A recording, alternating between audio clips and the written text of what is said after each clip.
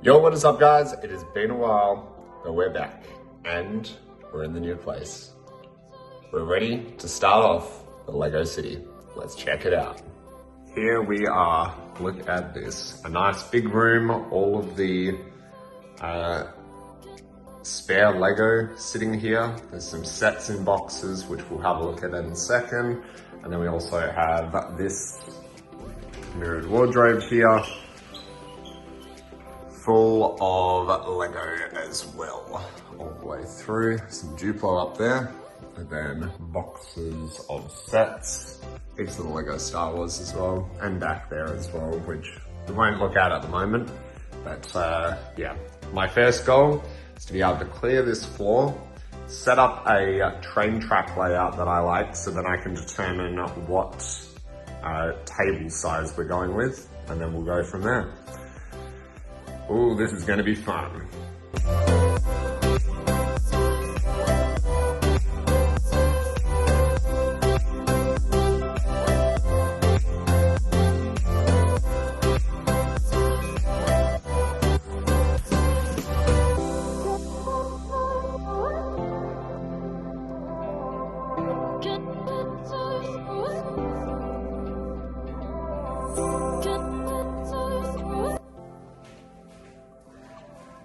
And then there was one box left.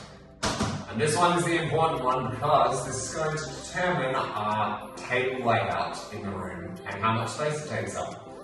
So let's put together a track layout and see what that looks like.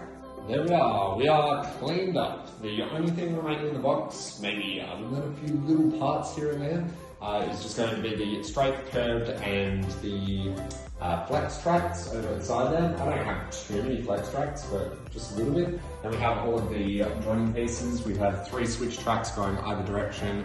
The double switch track, which joins together roughly like that, to be able to make a nice section together. We have the cross track. That's the only 9-volt piece of track I have. I think they might have switched with a mate to give them the 9-volt stuff, and then I just had the plastic stuff like this. And we have a few more straights there, but yeah, that's it for the track itself. Now, in terms of what else I got out of the box, all of these 48x48 base plates. We got the green passenger train. We have 2 of those to be able to make the whole thing. We do have the white and red passenger train. 2 of them, but it's in pieces for the second one, so I'll need to reconstruct those ones and remotorize the front ends of each one of them, because they do have the bases, which I'll show you guys in a second where those ones have got to. The Horizon Express, I would love to get the other side of this one to be able to make it complete, but I don't think I'm going to be able to, unfortunately. Same thing with this yellow passenger train here. Awesome, but also I would rather just switch it so that I have a full either side one, but we'll see how we go. I motorized this one over here. Where did I take the motor out of? Where did I take it out of? One of the green passenger trains. So one of them is without a motor, but because it's only 4 carriages, it should be powerful enough to be able to carry it all across. Now this is a tanker that I built just out of spare parts back when I was maybe like 11 or 12 or something like that. So not bad for 11 or 12-year-old me, but I'll probably redesign and recreate that one if I find a use for those sorts of things in the city. This is a set that I used to have, still do have, but it's in pieces and I've used the pieces elsewhere. We have the remotes over here and some little bits and pieces of train track, the little station that came with the green passenger train, and this yellow train station, which back in the day was pretty cool, and that's the front side of it there. But yeah, that's it. These 2 beds for being able to put transport things on them. So this one here, ta-da, we're able to put the little submarine thing in there. I don't actually know what set that's from, but it's from like a deep sea diver sort of set, which is nice. We've got some random train parts in here to sort through. And then we have the holiday train, which I love and would love to, at least have it on display. So we'll see how that part goes. Oh, and then this one here, made this one as like a little bit of a, soil or coal carrying truck. which is pretty good. And again, just using spare parts. So I'm sure that I could design it and make it look better, different coloring and all that sort of thing. But again, not too bad for, 12-year-old me. So I'm pretty happy. Last one is the Santa Fe here. I'm going to redo the Santa Fe and put it back on the base plate that it was previously on, because it'll make it look a lot nicer, sorry. And if we want to, then we can motorize it later on down the track, but I just motorized it based off of what I did have at the time, which was just the passenger trains. So yeah, that's it so far. We're gonna turn this thing around and set up the track in the layout where we think is gonna look nice for the city. Now, for the city, I'm thinking a T-shaped table, so long side, corner to corner, and then a center part down the center here. So we'll see how that goes track-wise, because I want it to be big enough, also accessible so I can actually move to the places. But we're gonna have an underground or subway train, which is gonna be really, really cool. You have no idea how excited I am having an actual track set up. How cool is that? So this is going to be the subway system. I'm pretty set on this. If anything, I might extend it out towards me this way, or extend out this one towards me this way to reduce down the amount of space. But I don't think this is too bad. The reason why I like having it here is that I want to put a station here underground, and I want to put a station in the center of these ones underground. So I'm hoping that that will display really nicely. Should be good.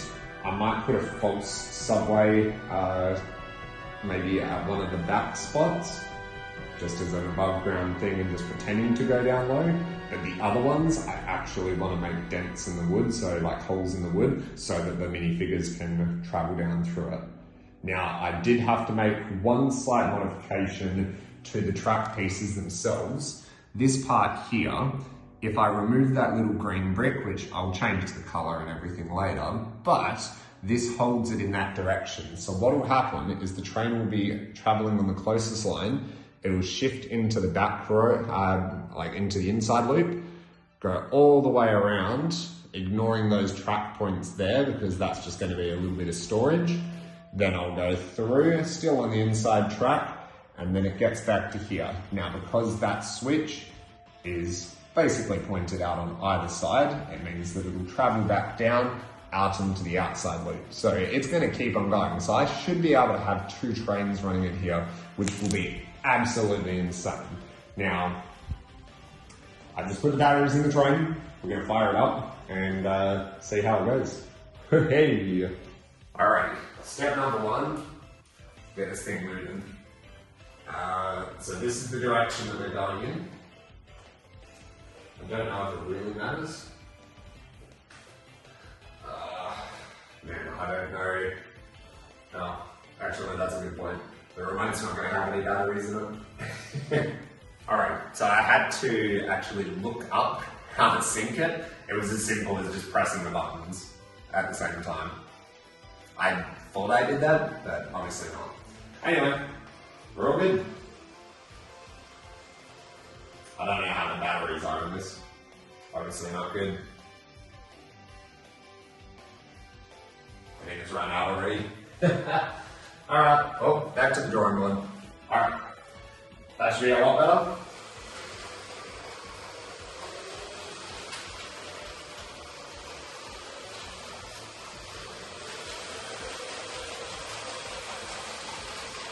Oh yeah.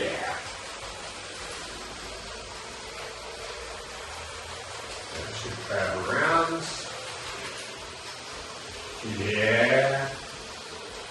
It's not hitting the edges of the wall. I'll put it just far enough away so that it should be fine with that. But we will have to redo it when it all goes together. Alright. Very nice. That's awesome.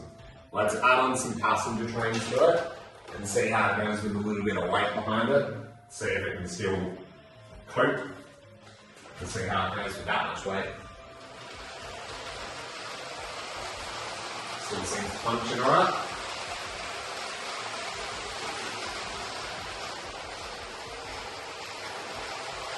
harder on the curves for it.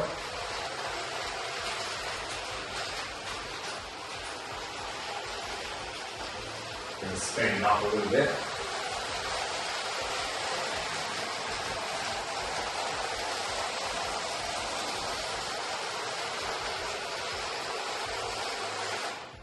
Alright, and then I'll put the last of the passenger train on. I don't know if it'll connect though, because of the magnet. It seems to. Alright, cool. We'll take it.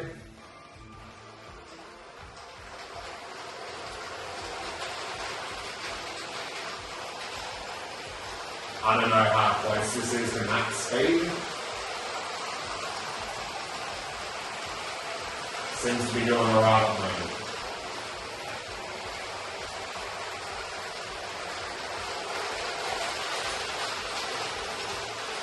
Just picked it up a little bit. Seems alright. Unfortunately, the brig is very, very echoey at the moment, just because of, you know, obviously nothing being in it. But we got a train going. This is awesome. I love it. Very, very cool. I don't know how fast it goes. I think that might have been the fastest speed, to be honest. I would love to get Power Functions app up. I think I've got it installed on my iPad, so we'll be able to get that one going. And I also have the little holiday tram thing, but I was thinking of putting that in the upper ground and, you know, potentially even putting a light sensor in it eventually so that it could go back and forth non-stop rather than creating a full circuit. So that would be awesome. Whether we actually do that or not, we'll see. But yeah. This is our train track layout. How cool is that? Very, very nice. And this is roughly what the table is going to look like. This will obviously be elevated up. And then, yeah, we'll have a little bit of space in the center here. I might be able to have like a little build table over here by the window to be able to do some builds. And then I can move that around or move it out or whatever I need to do. But really cool. Really, really cool. Anyway, thanks for watching us. We'll catch you guys on the next video as we start to build the tables and get this off the ground and start the construction of the Lego City.